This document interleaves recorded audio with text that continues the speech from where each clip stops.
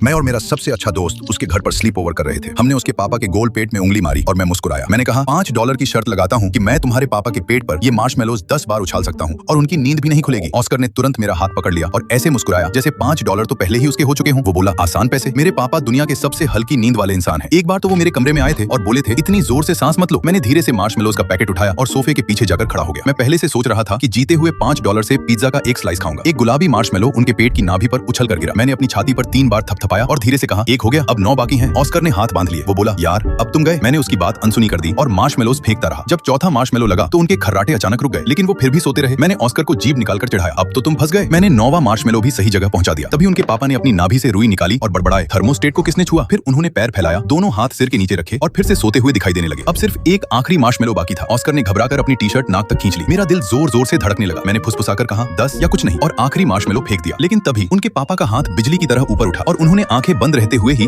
उसे हवा में पकड़ लिया। मेरे पूरे शरीर में सिहरन दौड़ गई। उन्होंने एक आंख खोली और मार्शमेलो अपनी नाभि के ऊपर रख दिया। फिर बोले, ये हुई 10वीं बार, इसे पैसे दे दो। मैं जोर से हंस पड़ा। ऑस्कर की आंखें हैरानी से फैल गईं। वो बोला, आप पूरे समय जाग रहे थे? उनके पापा उठकर बैठ गए। सारे मार्शमेलोज उनके पेट से नीचे लुढ़क गए। उन्होंने कहा, बेटा मैं कभी नहीं सोता, कुछ भी फेंको। ऑस्कर ने अपने पायजामे की जेब से मुड़ा तुड़ा $5 निकाला और मेरे हाथ में रख दिया। मैं अभी भी हंस ही रहा था कि उनके पापा ने एक मार्शमेलो उठाया, उसे अपने ही पेट से उछाला और सीधे अपने मुंह में पकड़ लिया।